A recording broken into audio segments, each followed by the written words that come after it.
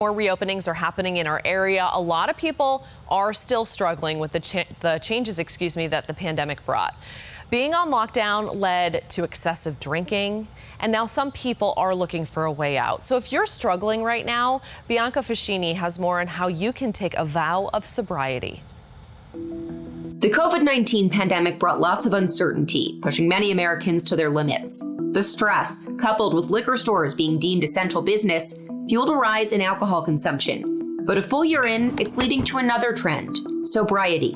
I knew that was not going to be sustainable to be drinking, several nights a week just to sort of numb out the stress of what we were all dealing with, the pandemic. Lori's pandemic story isn't unique. Her husband began working from home and her 2 kids started schooling remotely. Cue the endless jokes about drinking just to make it through the day. I thought that I was having a drink at the end of the day to, chill out because I had been stressed because of all of the pandemic parenting duties that have been thrown upon us. But I was actually making it worse. Cutting out alcohol is a move welcomed by experts who are sounding the alarm over the rise in drinking and the harmful effects it can have on health. Depression, anxiety, a lot of SI happens, suicidal ideation, and even attempts under the influence. One study shows a 400% increase in severe alcohol dependence between April and September of 2020, with researchers pointing to stress as a key factor.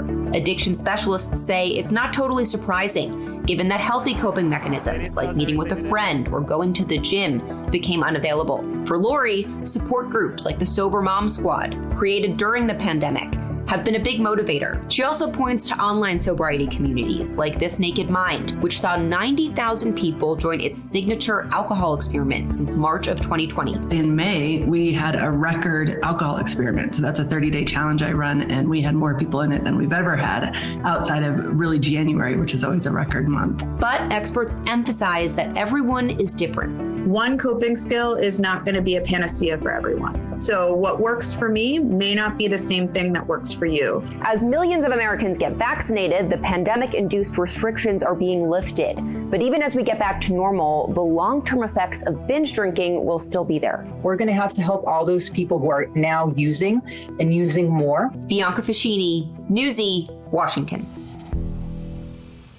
All right, and if you are struggling with sobriety, there are so many resources available here in Southwest Florida. These are just a few of them. AAR Counseling is in Fort Myers and Naples. Solace Care has 2 locations in Fort Myers. Harbor Counseling and Lighthouse Addiction Services in the Cape, and Lighthouse Addiction Services in Port Charlotte as well. Again, this is just the tip of the iceberg as far as places that you can turn to help. Just do a quick search in Google.